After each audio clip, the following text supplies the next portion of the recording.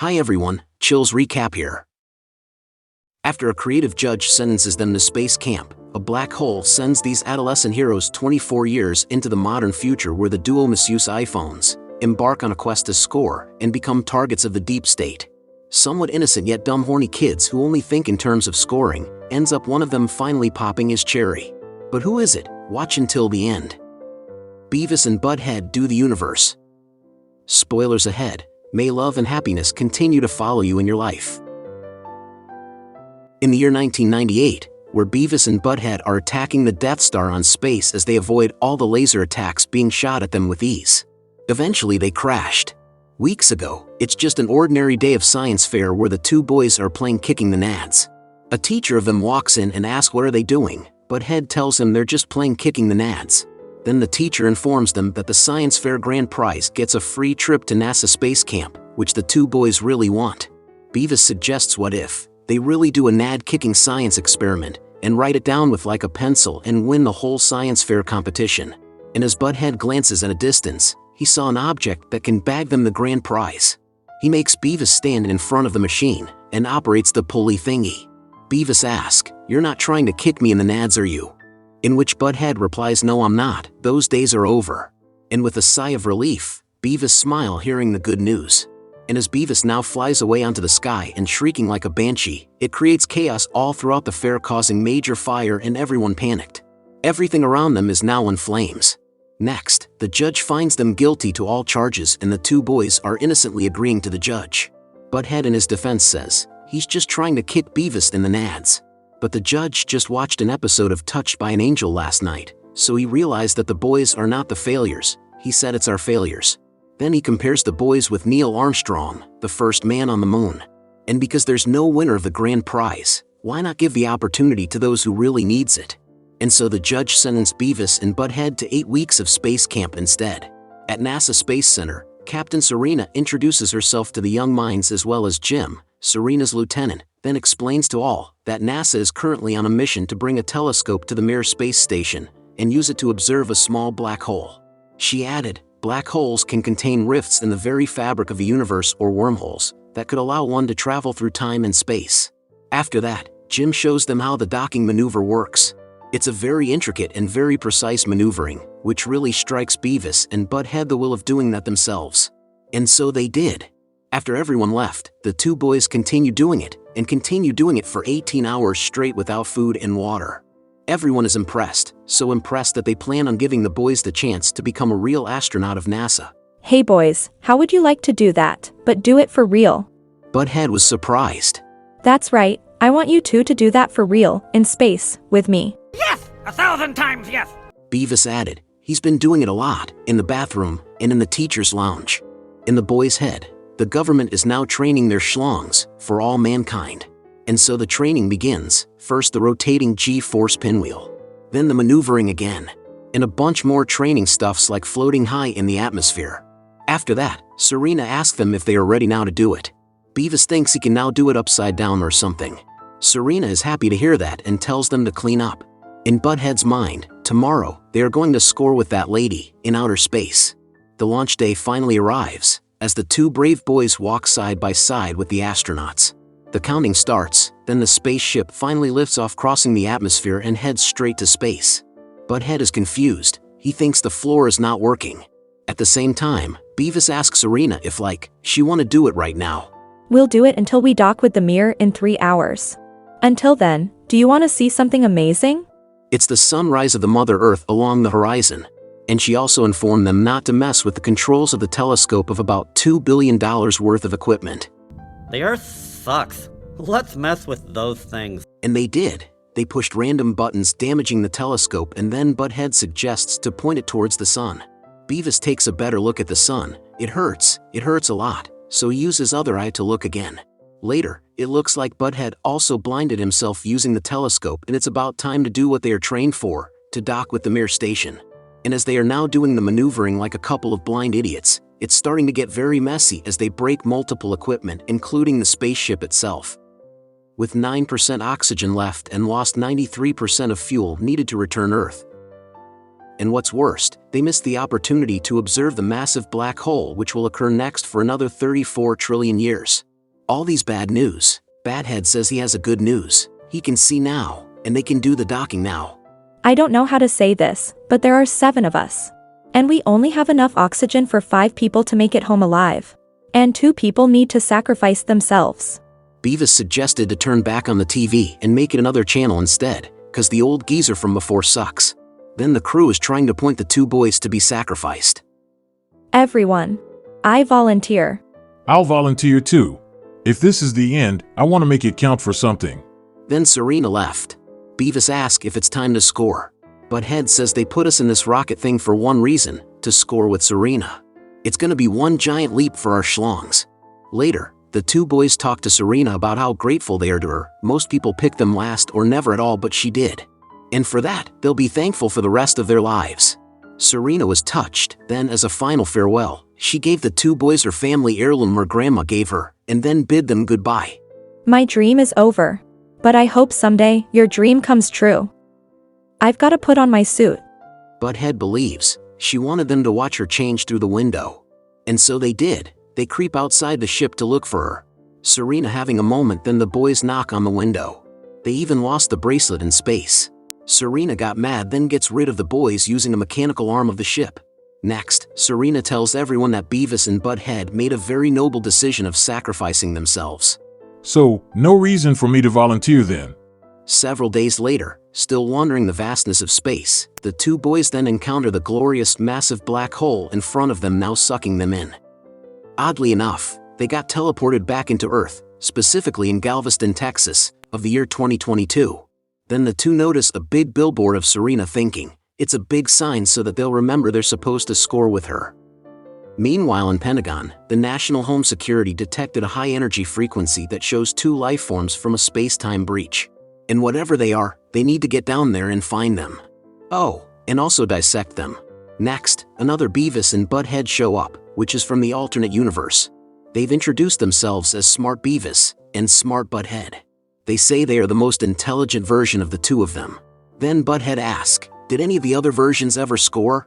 Smart Badhead says no one did. And then they laugh. Now the warning, Smart Badhead explains, when the 2 boys went to the black hole, they damaged the delicate structure of the cosmos, and now all the universes face total destructions. So the 2 boys must now enter a portal to travel back in time, before it closes, or everything that they have ever known will be gone forever. The portal is located on top of Mount Everest, and they have exactly 2 days to do it.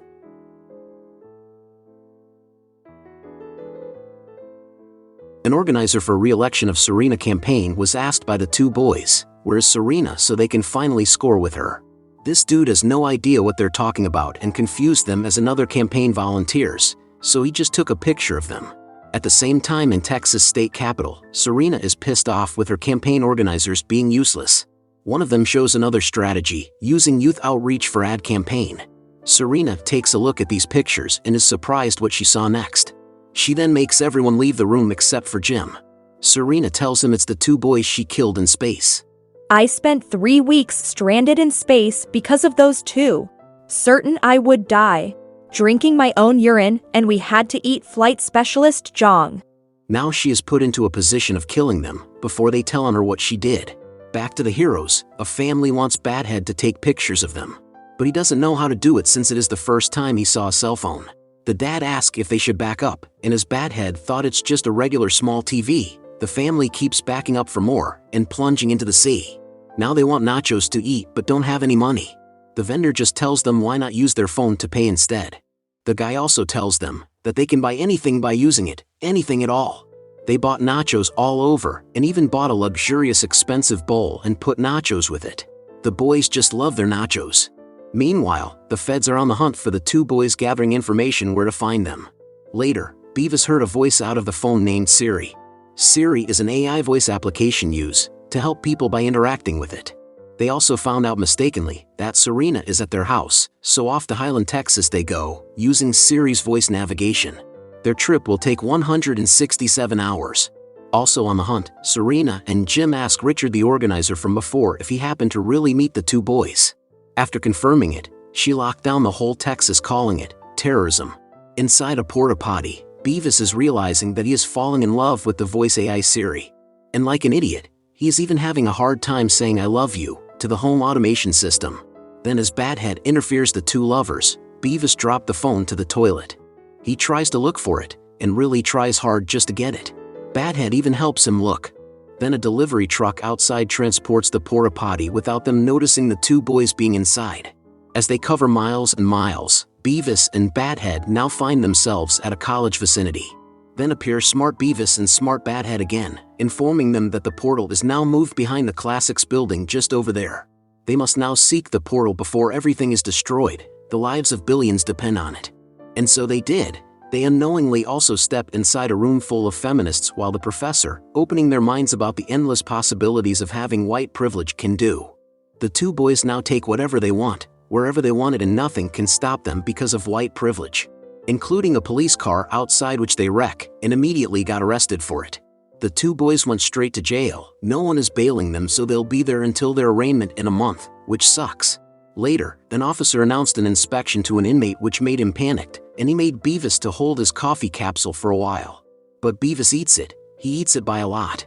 As the caffeine adrenaline rushes in, he starts lurking all over the prison, demanding to give him all their TP for his bunghole, for he is now known as Cornholio. He made everyone now demand more TP for their bungholes. Everyone is now shouting more toilet paper. The warden of the prison even sees him as the messenger, like from the episode of Touched by an Angel.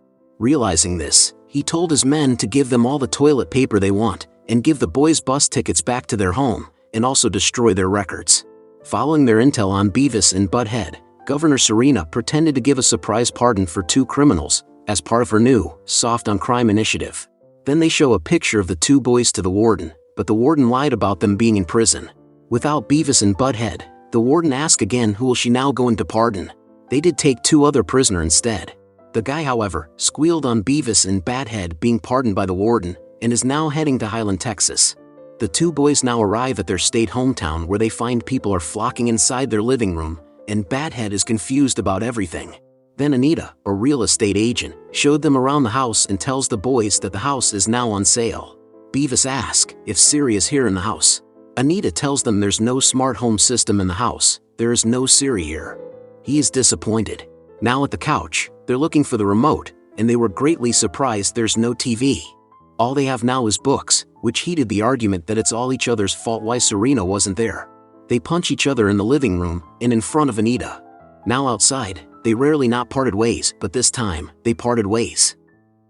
And as the rainfalls drop on them, they are both been kidnapped by an unknown assailants. Beavis is now in the hands of the feds, while Butthead is in the hands of Serena. Serena is asking him if he's here to destroy her, but all she's getting is dirty talks from Badhead. So the feds meet up with Serena to discuss what to do with the boys. But the boys, being annoying as they are been sent to another room. Beavis and Badhead reconcile by making fun of the feds. Then Jim entered the room and surprisingly releases them. Jim wants to help them bring down Serena, so he prepared a getaway car outside for the boys, and instruct them to tell their story to his friend reporter. And like a couple of idiots, they misinterpreted Jim's objectives of helping them, by thinking Jim is just trying to get rid of them from getting score with Serena. Beavis is angry, so they went back into the room and handcuffed themselves again. The feds and Serena have now agreed to just kill the boys and dissect them, and is now walking to the other room. They later find out that they are gone and everyone is surprised. Records of them on the phone, that Beavis and Butthead will go to Highland, Texas, so off they went. Meanwhile, the two again apologize to each other, having the goal in mind that they will follow Serena wherever she goes, and they're both gonna score. So they too, off they went, now chasing the van. The feds notice someone is following them. They thought it was the Al-Qaedas. Jim suggested it might be someone who probably go into the store to buy milk.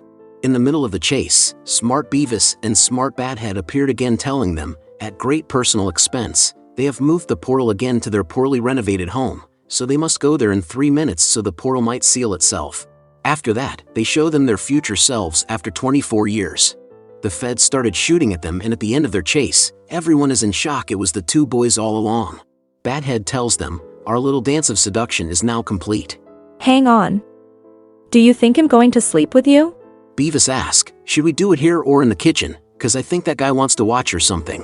Badhead reminded her that she said it plenty of times during space camp. How would you guys like to do that?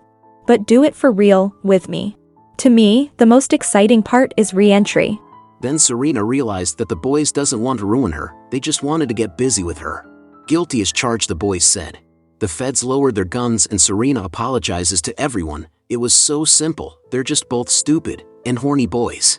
The real portal shows up, and it's a matter of mere seconds for the boys to enter it so the universe will be saved, otherwise the entire cosmos shall perish forever. But Jim is pissed. He wanted the boys to stay, so that they will be witnesses to every Serena's crimes and bring her down. But unfortunately, the portal sucks him in, and never to be seen again. The movie ends having Smart Beavis and Smart Badhead being awarded. Smart Beavis having the honor to be the first one to score among all of the Beavis and Badhead multiverse. And for Smart Badhead to be able to watch, by hiding in a suitcase at the foot of the bed. Then Serena leaving immediately without returning any phone calls or text. A friend is one who knows you and loves you just the same. A true friend freely, advises justly, assists readily, adventures boldly, takes all patiently, defends courageously, and continues a friend unchangeably. To find one real friend in a lifetime is good fortune, to keep him is a blessing. Subscribe to watch more videos like this, turn on notifications, and leave a like, it really helps the channel out. Thank you for watching.